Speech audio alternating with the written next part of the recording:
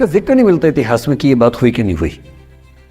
और एक दिन बुद्ध ने तय किया और वो आधी रात को पत्नी और बेटे को सोता हुआ छोड़ के चले गए।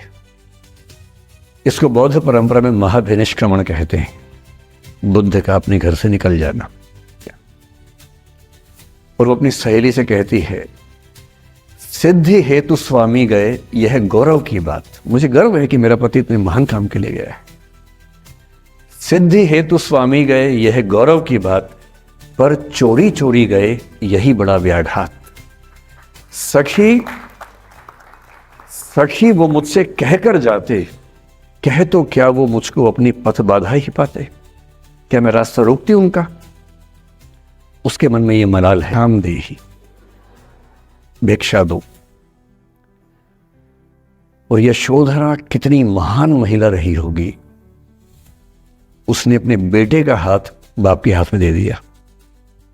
लेट गो का इससे महान उदाहरण दुनिया के इतिहास में नहीं है कि चलो आखिर तुमने आके झुक के कुछ मांगा तो सही।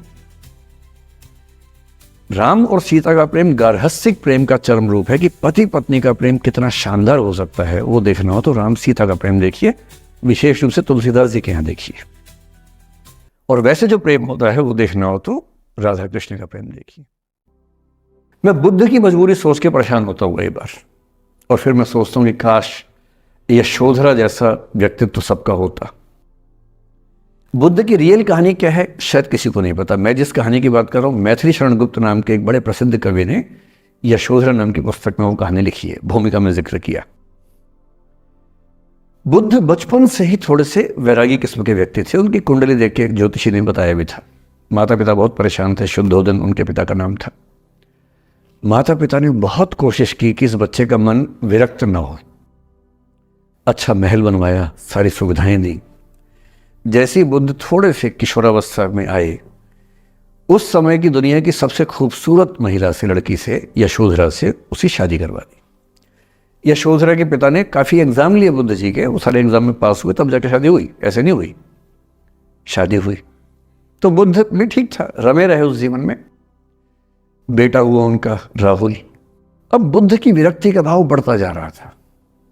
29 साल की उम्र के आसपास ऐसा हुआ कि उन्होंने एक मृत व्यक्ति को देख लिया, एक बूढ़े को देखा, एक भिखारी को देखा, एक बीमार को देखा। विरक्त हो गए और उनका मन हुआ घर छोड़ दूं, ज्ञान की खोज में चला जाऊं। अब ज्ञान की खोज में जाएं, उनको पता है कि भाई मेरी पत्नी भी है, मेरा बेटा भी है, राज्य भी है, कैसे छोड़ दूं? छोड़ना जरूरी है। अंदर की आवाज है कि छोड़ो, तुम इस चीज के लिए नहीं बने हो, तुम्हारा स्वधर्म कुछ और है। बाहर की जिम्मेदारी है कि छोड़ नहीं सकते। मैं अनुमान करता हूं कि बुद्ध ने शायद अपने पिताजी से कहा हो कभी कि पिताजी मैं बहुत परेशान हूं, छोड़ना चाहता हूं। तो पिता ने समझा बुझा के मना किया होगा कि बेटा शोभा नहीं देता, ऐसा मत करो। हो सकता है पत्नी से भी बात की हो, पत्नी ने भी कहा हो कि ये क्या बात हुई, हम सबका जीवन तुम पे टिका है, बच्चा अभी बिस्तर से भी नहीं उतरा है, अभी तो चलना भी नहीं शुरू किया है, तुम ऐसी बात कर रहे हो। इसका जिक्र नहीं मिलता इतिहास में कि ये बात हुई कि नहीं हुई। और एक दिन बुद्ध ने तय किया और वो आधी रात को पत्नी और बेटे को सोता हुआ छोड़ के चले गए। इसको बौद्ध परंपरा में महाविनिष्क्रमण कहते हैं, बुद्ध का अपने घर से निकल जाना। अब बुद्ध चले गए, लेकिन मैथिली शरण गुप्त यशोधरा के पर्सपेक्टिव से बुद्ध को देख रहे हैं।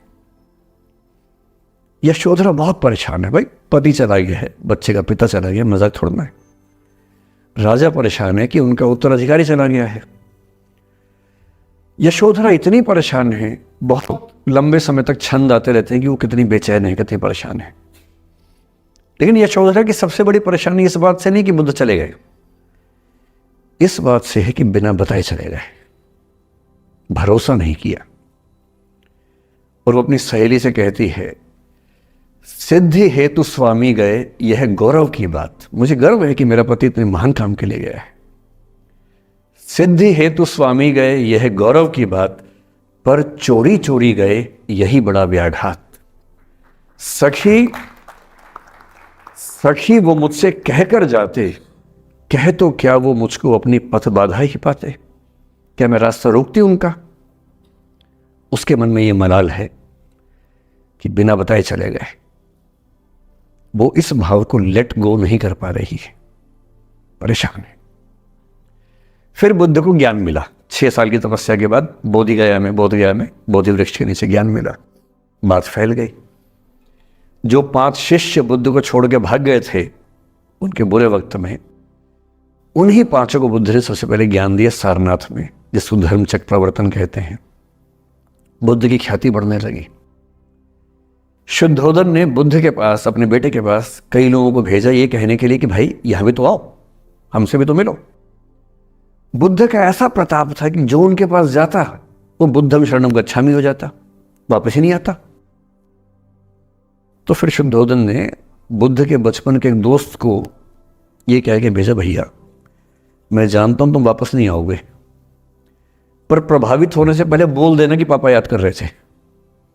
तो वो गया, उससे वायदा निभाया, हो तो गया, बुद्ध के संग में दीक्षित हो गया, पर वायदा निभा दिया।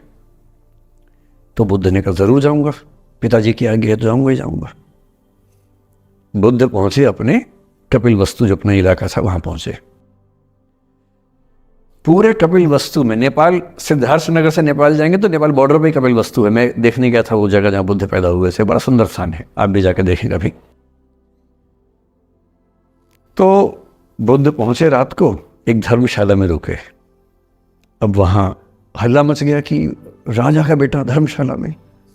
बुद्ध ने कहा भाई मैं देखो राजा का बेटा बन के नहीं आया हूं, मैं बुद्ध बन के आया हूं। सुबह उठ के भिक्षा मांगने लग गए उस इलाके में, अपने ही पिता के राज्य में। पिता ने सिर पीट लिया कि भाई क्या कर रहे हैं। फिर बुद्ध ने सूचना भिजवाई कि मैं बुद्ध हूं, बेटा हूं संयोग से, ठीक है मैं आ रहा हूं मिलने के लिए, पर मैं बुद्ध होके आया हूं, मेरी चर्या है, नियम है, मैं भिक्षा से ही जीवन जीता हूं अपना। ठीक है, पिताजी ने कहा चल कोई बात नहीं। फिर बुद्ध गए पिता से मिलने, पिता से मिले, सबसे मिले, भरी सभा में। लेकिन यशोधरा नहीं आई मिलने के लिए, लेट गो नहीं कर पा रहे थे। उसके मन में दर्द था, छुप के क्यों गया, बता के जाता। बुद्ध ने पूछा पिता से कि यशोधरा कहाँ है, तो बोले कि वो कह रही है कि अगर बुद्ध मिलना चाहेंगे तो खुद ही मिलने आएंगे मुझसे, मैं क्यों जाऊंगी भाई, आत्मसम्मान भी तो कोई चीज है, मैं क्यों मिलने जाऊंगी। तो बुद्ध मिलने गए। सोचिए कमरे में यशोधरा बैठी है, राहुल साथ में। अब राहुल थोड़ा सा बड़ा हो गया है, 6-7 साल का है। बुद्ध गए हैं। अब आपके मन में आ रहा है कि बुद्ध वहां जाके बोलेंगे सॉरी मैंने गलत किया, I hurt you, I really feel sorry. Buddha है वो बुद्ध, वहां जाके क्या बोल रहे पता है, भिक्षाम देहि, भिक्षा दो। और यशोधरा कितनी महान महिला रही होगी, उसने अपने बेटे का हाथ बाप के हाथ में दे दिया। लेट गो का इससे महान उदाहरण दुनिया के इतिहास में नहीं है कि चलो आखिर तुमने आके झुक के कुछ मांगा तो सही। उसकी जितनी ईगो थी, अहंकार था, सब विगलित हो गया।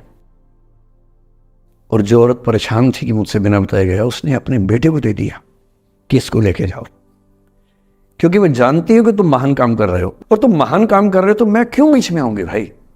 मेरा पति महान काम कर रहा है तो मुझे खुशी होनी चाहिए, और तुम्हारी उस खुशी में मैं क्यों पीछे हटूं। बस मुझे भरोसे में लेके जाते तो और खुश होती। ऐसी दूसरी कहानी राधा जी की है। राधा जी आप जानते हैं कृष्ण उनसे बहुत प्रेम करते थे, वो कृष्ण से प्रेम करते थे, उनका विवाह नहीं हो पाया, अलग बात है। लेकिन हमारी परंपरा में प्रेम का जो पराकाष्ठा है ना, प्रेम का चरम, वो तो कृष्ण राधा का है। मतलब राधा कृष्ण का प्रेम एक खास किस्म का प्रेम है, जहां विवाह के बंधन के न होने पर भी प्रेम का चरम रूप होता है। राम और सीता का प्रेम गार्हस्थ्यिक प्रेम का चरम रूप है कि पति पत्नी का प्रेम कितना शानदार हो सकता है। वो देखना हो तो राम सीता का प्रेम देखिए, विशेष रूप से तुलसीदास जी के यहाँ देखिए। और वैसे जो प्रेम होता है वो देखना हो तो राधा कृष्ण का प्रेम देखिए। पर इंटरेस्टिंग है, ये सारे जो हमारे धर्म के चरित्र हैं, ये समय के साथ चेंज होते गए हैं। राम बदले हैं, कृष्ण बदले हैं, राधा बदली हैं, सब बदले हैं। एक कवि थे सूरदास, भक्ति काल में 16th सेंचुरी, आप मोटा मोटा ध्यान में रखिए। कृष्ण को, आपने वो कहानी सुनी होगी, कृष्ण तो अपने घर में थे, कंस को मारने के लिए वो पैदा हुए थे। कंस को पता लगा तो कंस ने अपने एक सहयोगी अक्रूर, जो कि श्वफल्क के पुत्र थे, उनसे कहा कि जाओ और कृष्ण को लेके आओ, यही मारेंगे। उसको पता नहीं था क्या होगा बाद में। आदमी कॉन्फिडेंस में ऐसी गलतियां करता ही है, तो वो सुपर कॉन्फिडेंट था, बुलवाया कृष्ण को। कृष्ण तो इसी काम के लिए आए, जब समझ गए कि बुलावा आ गया है, अब इससे काम निपटाना है, चलते हैं। राधा और गोपियां कृष्ण के बिना रह नहीं सकती थी। सुपर इमोशनल विमेन, ऐसा मानते हैं कि वो महिलाएं, राधा तो छोटी थी, बाकी महिलाएं गोपियां उनसे काफी बड़ी उम्र की थी, इतनी इमोशनल थी कृष्ण को लेकर कि कृष्ण के बिना वो सोच नहीं सकते थे कैसे रहेंगे। पर वो जिस काम के लिए आए थे धरती पर, वो तो करना ही था। तो अक्रूर आए, अक्रूर ने बताया कि ऐसे ऐसे आया हूं, ले जाना है। तो कृष्ण और बलराम चले गए। इधर कृष्ण गए, उधर गोपियों का रो रो के हाल बुरा, राधा का हाल बुरा। ऐसी दीवानगी आजकल की फिल्मों में आप सोच नहीं सकते, ऐसी दीवानगी थी उस जमाने में उनके बीच।